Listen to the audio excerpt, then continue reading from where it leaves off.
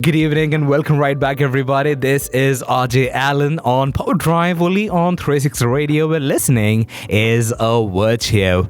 You have tuned into the segment called The Talk Table, and today we have a guest on the show. His name is Suresh. As I mentioned in the introduction, he is the president of King's College London Students' Union. It is not a small thing to be saying, and also the one nice addition to everything he has done is that he is the first Keralite. That's right. Yeah. To be in this particular post. So, as a first Keralite to become the president of such a situation, what unique perspective or the experience, do you bring to the particular role?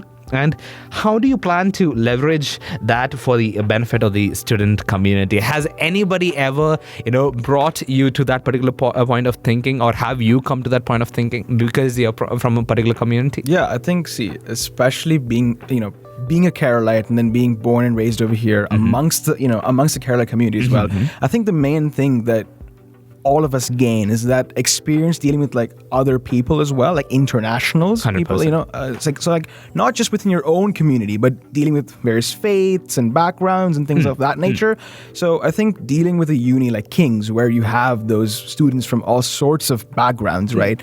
I think having that experience of dealing with people that are not necessarily just like you, right? So we share different beliefs and different, 100%. ideas. Yeah. I think that lets you put yourself in their shoes. So if you're making a choice or like a decision that could affect somebody, I think being able to put yourself in their shoes and gain that experience of being a Keralite in another country, right? So I think also me not being back home in Kerala as well, right? So the joining of those two cultures per se, that gives me additional experience, and I think that's what carry me the edge while dealing with other people as well, right? Because they could see how I'm not just speaking about myself or from their perspectives or my perspective. I'm speaking in terms of international perspective. Understood. So I think that would be something. So, I think for the younger diaspora that has come out into UAE or who out of Kerala, I think this is we already have that launch pad right there, and especially when you talked about being part of different communities, not necessarily only a Malayali. Yeah, exactly. But at the same point of time, you are in one class itself. You have a person who is from Russia. You have a person who is from let's take India for that matter. I had a person from Gujarat. I had a person from Rajasthan. I had a Kashmiri. I had a person from Goa. Me myself from Kerala, and I had an Arab also. Exactly. And we had a Pakistani also. All in the same class. Exactly. But none of that mattered. Apart from in between when we used to open our tiffin boxes, there was a slight curiosity, and even that also didn't stay for a long time. The moment that tiffin box is opened, that food is inhaled. It's not even eaten right there. So I think that kind of adds to that experience. Exactly. I suppose. I think even if you're in a purely in a school that's only people from India per se, right? But from various states, I think India itself is almost multiple smaller countries, right? Even if you go 100%. 50 kilometers north, they speak a different dialect. The food's different. 100%. The beliefs are different. So even if you're not in an international school, but the fact of being in a school in UAE, right? You have students, even if from your own nation, share completely different beliefs to you. So I think that's what gives us kids who aren't born or raised in our own place, right?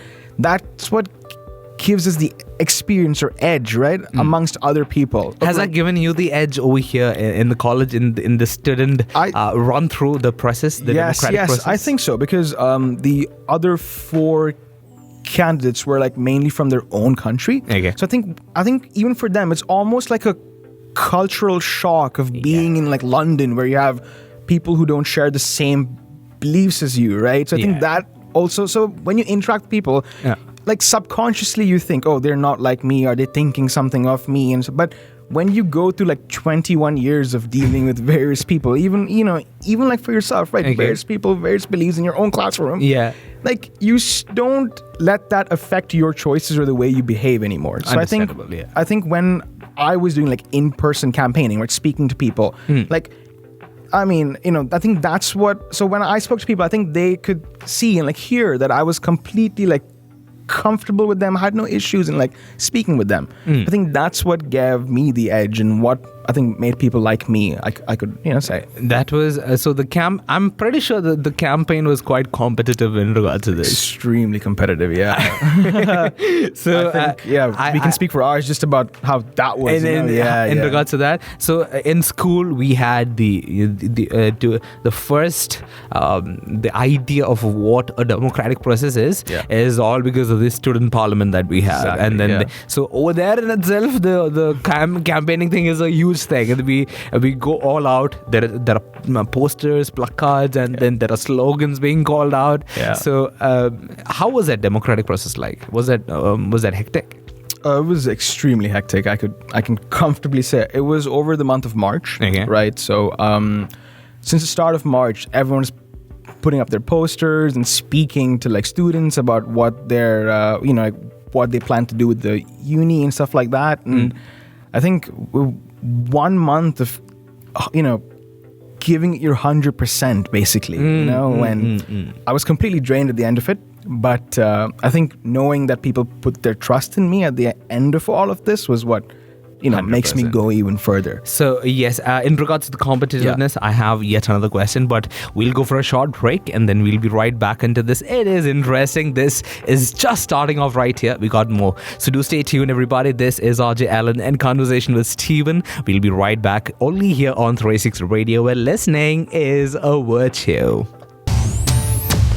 360 Radio.